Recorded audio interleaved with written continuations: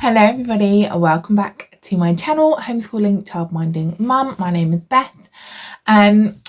Sorry for my appearance.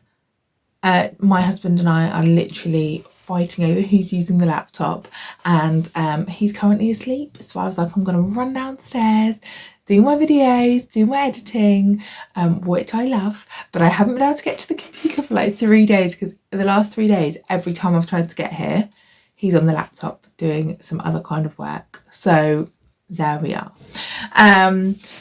Today I thought I would show you some more cheap and free children's activities that you can do. Now, here in the UK, it's not the summer holidays anymore, but you know, you can do these after school or on a weekend. I hope they'll give you some good ideas. I love finding these. Mostly I find things on Pinterest because I absolutely love Pinterest for a little late night scroll. But yeah, I think some of them are really fun and we've had a great time doing them. So let's start off bubble making. Now I got this actual rope from Temu. You'll have seen that on my Temu haul, but you could literally just use any kind of rope or string or wool. Wool's quite good because it's a bit furry, so things the water sticks to it a bit better. So I just got a bowl of washing up liquid, quite highly concentrated, you know, compared to the water, and I put some water in it, and then you literally dip the string right in, get it completely wet, lift it out, and it makes these amazing bubbles. We did loads of them and they look really cool. Now I then googled how to make it a bit stronger because after a while the bubbles weren't doing so well, and it said mix up some sugar in some hot water and dissolve it.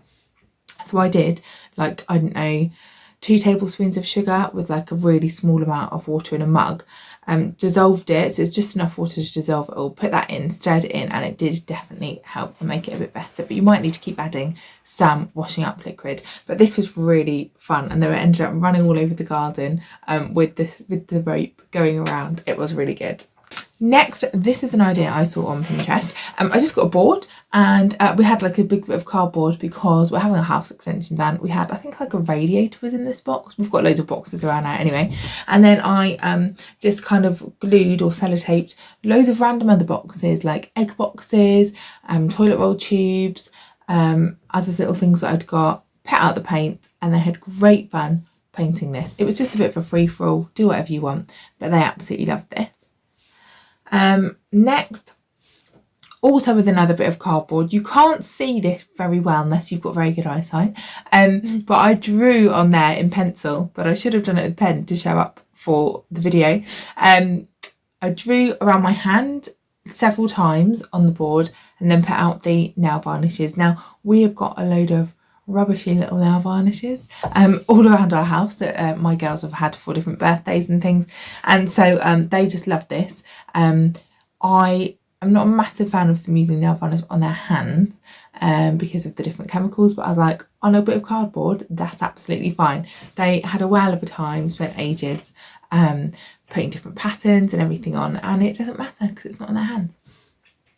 Okay, now some people don't like using food for messy play, and I do actually very much understand that, but it was a nice cheap activity for me to do on this particular day. So I got the tough tray out and the diggers, particularly for a few of the little boys that I look after, and they absolutely loved this, just scooping up and mixing, and then they got some of those Weetabix blocks and absolutely crumpled them, and they had great fun. That was really nice. They actually spent a little time on that, and yeah, that went really well.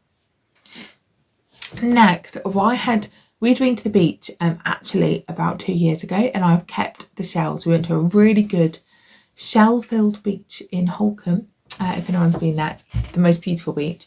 And so I'd kept all the shells, and then I got my special pens, which I've spoken about before, my Posca pens that are still in offer on Tesco, I think, and painted little patterns, little dots and things on there, and some of the little girls in particular absolutely loved this. So next we made some Play-Doh.